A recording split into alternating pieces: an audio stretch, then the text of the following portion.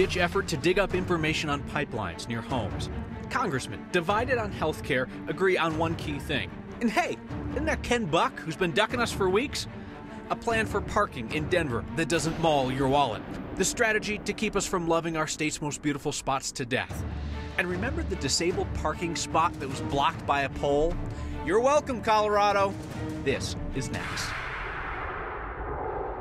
I can't tell you with any certainty if there's an oil and gas pipeline underground near your house, and state regulators can't tell you either, nor can your city or county.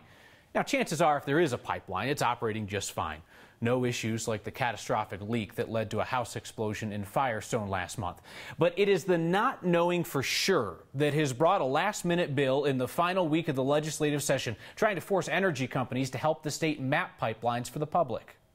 Those flow lines and pipelines spiderweb from the wells. Here's the state's map of wells, and the pending wells, and the old wells.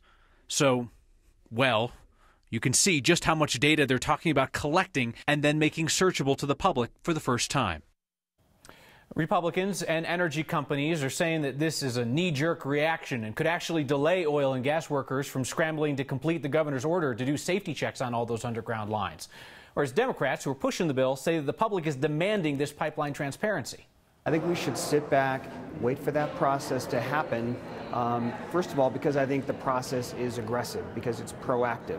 Let's wait to hear from the experts in terms of the specific things that should be done. It's a very narrow bill. It just makes sure that people's concerns about these flow lines and other underground facilities are addressed. That's all we want to do. We want to make sure the public is safe. This pipeline mapping bill made it out of its first committee today. Now, even if it passes the Democrat-controlled House, it looks like Republicans in the Senate would be likely to kill it anyway. Members of Congress are spending the next week in their home districts, fresh off that bill that Republicans passed to repeal some parts of Obamacare. Our politics guy, Brennan, sat down with a couple of our congressmen today, Democrat Jared Polis and Republican Ken Buck. Yes, Ken Buck's talking to us again. And Brandon asked about the latest twist that President Trump has thrown into the debate. President Trump has been holding up Australia as an example of a country that's got better health care than us.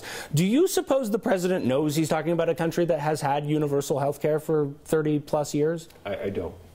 Do you agree with the president on that point? I don't. I think America's health care needs to be fixed from the inside out, and there are many models for other countries that don't apply in this country at all. Medicare basically works. It's not perfect, but it works a lot better than this private insurance market that people are in. I've always supported a Medicare for all model where everybody, there's a payroll tax, everybody has coverage.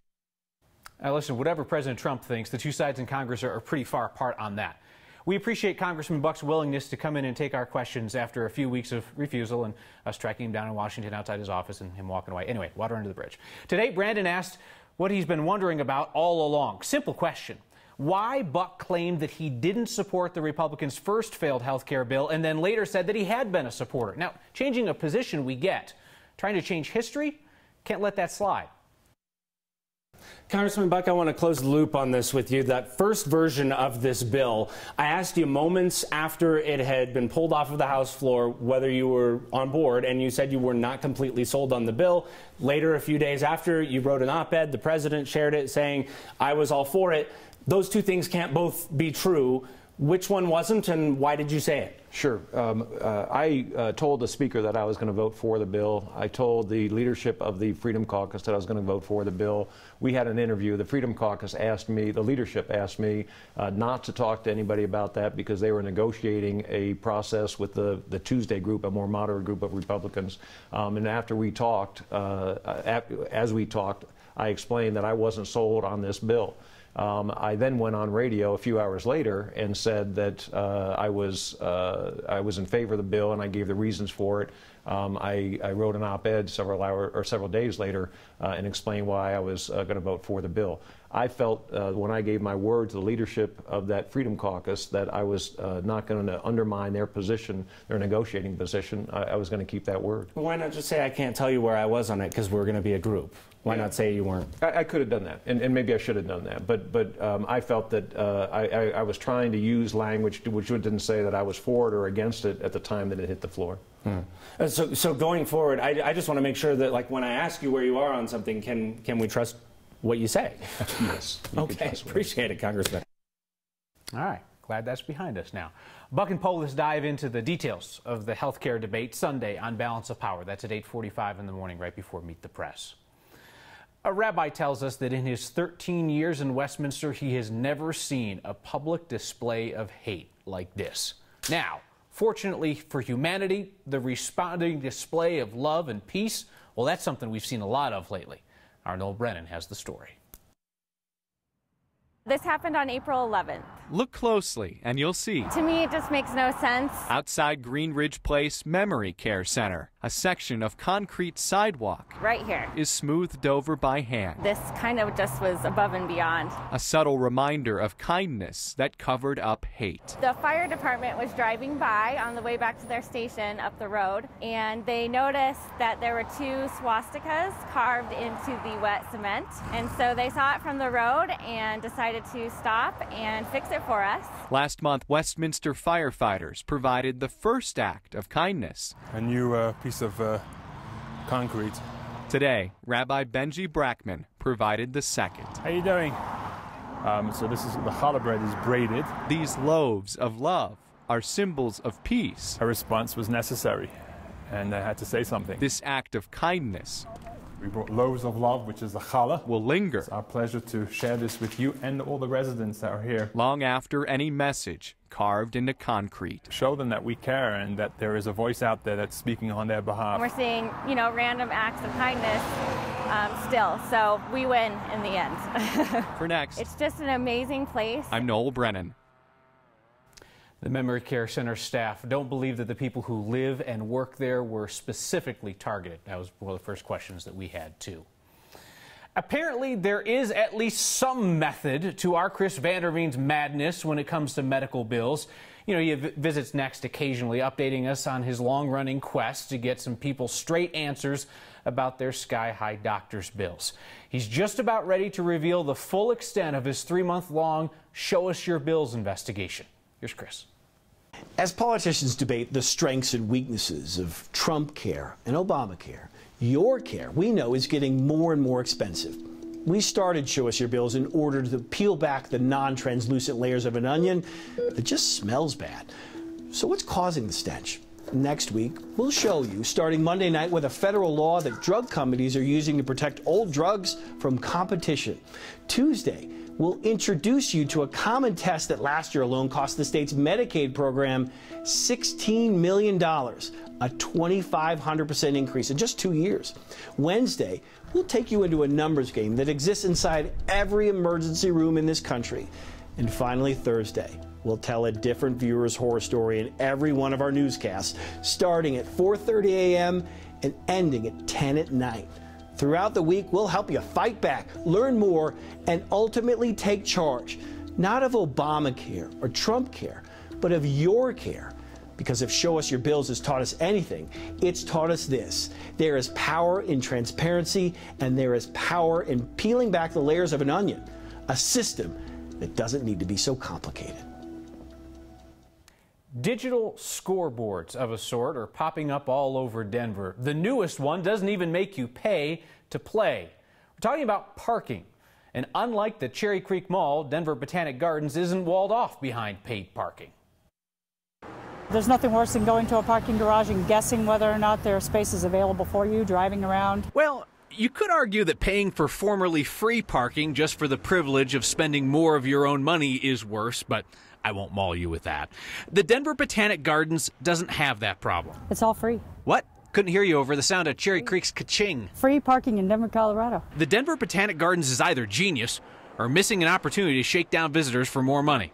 The Botanic Gardens just installed a new digital parking counter system for the 300 spots inside the parking structure between York and Josephine. We did this for customer service purposes only. We really wanted to enhance the visitor experience. We want their visit to be pleasant from the time that they come here to the time they walk out the door. The system is as basic as they get. As you drive in, a sensor that's cut into the concrete on each level will register the weight of the car, count you coming in, count you going from level to level, and count you as you exit. That's as fancy as it gets. Compare that to 1 mile south at Cherry Creek Mall. Gate goes up, license plates get photographed, and overhead sensors tell drivers where spaces are available. It's fancy, And you'll pay for it. Not to say the Botanic Garden system doesn't have its own bells and whistles, like the feature that keeps birds from on your car. Those are actually bird deterrents. We love our birds, but we like them to stay in the garden, stay in wildlife, and not in a parking garage where they can cause a little mess.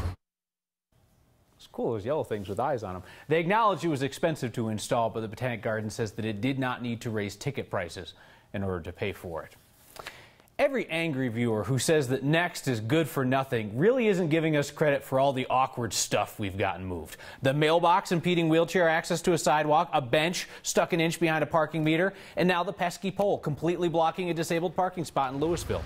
The owners of a new salon had been promised that that pole would be long gone by the time they opened. Instead, they had a grand opening with a built-in PR problem that was not of their own doing. Last week, the city of Louisville told us it could take months for utility companies to move that pole. But the city of Louisville didn't count on the awesome power Next has to move awkward stuff. It got done on Monday. There aren't many insect farms in America, but Colorado has one.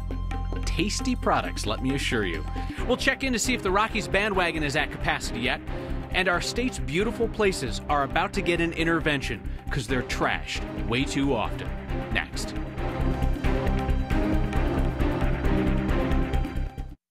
Americans are increasingly eating insects. No, like on purpose they are. There are 15 insect farms nationwide. One of them is in Colorado, Rocky Mountain Micro Ranch in Denver. Their best sellers are the crickets. Tasty crickets. Full-on cricket. Not bad. How bad could it be? I felt where the head was. All right. Nice. Absolutely not. No redeeming. No, nothing I'd go back for. Now these taste kind of funky, but these are like, this one's missing a leg. Okay. Nobody will know because it's right in there, so just... You notice I've got a lot, my popcorn to cricket ratios is in my favor. Nice. The empanadas are good though, because the empanadas, they kind of just take on the flavor of the spices. Crickets. There's crickets in it. That's fine. That one has some taste and flavor to it. Yeah. I'm glad I went through that word.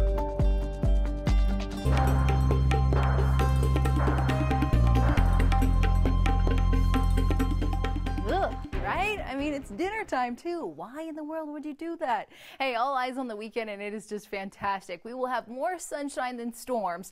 Tomorrow, daytime highs in the mid-80s. Maybe one or two quick little thunderstorms passing the I-25 corridor, but I wouldn't count on much rain. Low 80s on tap on Sunday as well. High pressure around the area that zooms off to the east, making way for that storm system starts digging into the Pacific Northwest. A couple of isolated showers mainly out to the west tomorrow afternoon. Again, here in town, one or two tops. So here we go. Tomorrow morning, 7 a.m. bright and early. Are you going to be out there? Furry scurry? Should be beautiful. And then there comes the clouds, as well as possibly one or two little storms. This is 4 or 5 o'clock, and then the evening's done, and we're going to be really watching that rain stacking up in parts of the San Juans. Temperatures, it's hot. How about the mid-80s in northeastern Colorado, southeastern Colorado, and even up in the mountains, upper 60s. In Grand Lake, 80s out to the west. It's feeling more like summer around here. Isolated shot on Sunday afternoon as well, and then Monday arrives, the winds kick up, and then as we head toward Tuesday into Wednesday, possibly Thursday as well, that's when we'll have a better shot at seeing some rain around here. But really, Kyle, all eyes on the weekend, all the fun events going on. You, my friend, look like you're ready for the Derby with your fancy jacket. All you need is a hat. You know I dress like this every day. All the time. Yeah, you know that. I know that too. If you have noticed a few new Rockies fans around town today, it's, well, because they won last night, and that's how it goes around here. So it's time we checked. Is there still room on the Colorado Rockies bandwagon? Yes. You may need to rush to get that purple apparel. We hear it is filling quickly. The Rockies are about to begin a 10-game home stretch. If they win that, you will not be able to find a piece of purple on any store shelf in town. Get out and see a game, why don't you? Make it a classic Colorado weekend. Go for a hike, but not before you see Steve Stager's piece next, because there are some hikes and beautiful spots where you'll now have to pay to park.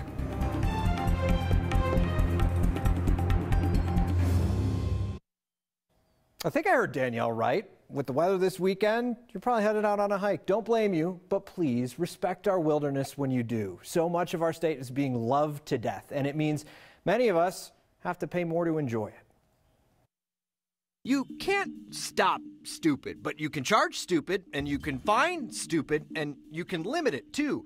That's the game plan at Hanging Lake, quickly becoming one of the most popular hikes in Colorado. People like this jackwagon won't be able to park here starting next year. They'll likely have to find a curb to hop somewhere in Glenwood Springs, then take a shuttle up to the park. The plan at Hanging Lake is to limit visitors on the overused trail to about 615 per day. There's a different method to stop the madness in Manitou Springs, where the incline has the roads really clogged. The city council there, sick of people parking everywhere, decided to raise the rates to park at the lot at the trailhead from 10 to 20 bucks. And you can't just pull up and go. You actually have to reserve a space online first. And if you were thinking of trying to avoid it by parking down the street and walking, the meters along Ruxton Avenue leading up to the incline recently went from $5 an hour to 10. Both are examples that the folks in Boulder could use. Chautauqua is dealing with a similar problem, being loved to death. The poor folks who live in the neighborhood have to deal with people parking up their streets constantly. So the city is trying something. Starting next month, you'll have to pay to park there, $2.50 an hour, and the city will offer free shuttles from satellite lots. Now, will all these new costs and limits keep some people away? Sure, but maybe that's what we need to help keep Colorado in good shape. Have you ever been to Chautauqua on a Saturday or Sunday and looked around and thought, that's a lot of people? You are absolutely right. They estimate on a busy summer day they can see up to 5,000 hikers there. Don't really have the trails all to yourself that way. No. It's a team building activity, Steve. It's just everybody together. Yeah. The most Colorado thing that we saw today is a thoughtful Tesla owner, a considerate conservationist with some cash. The Tesla owner laid a rug over an extension cord, run from a house out onto the street. Isn't that nice? Nobody's going to trip over that. Our photojournalist Chris Hansen spotted that on Emerson Street in Cap Hill. It is Friday, so your good news always takes us home with a twist this week. Next. It's our Friday finish, when we set away the worry of the week and focus on your good news, because news is whatever's most important in your life. Photojournalist Corky Scholl went to City Park with his camera and the question. At this point in our lives, the skies are blue, and we're just some happy people. I mean, we just have a great, wonderful life. We live in Denver, so, you know, how much better can it get than that? I mean, on a beautiful day like this, it's hard to find something to complain about unless you're in the midst of some kind of drama. Just a lovely day here, being able to come out to City Park. We're both retired, and yeah, that's the best part, being retired. You know, after 40 years of throwing bags out the airport, now I get to walk around and be outside, not have to be outside. Oh, look at that bird. I think that's the red-winged blackbird. My first time to Denver.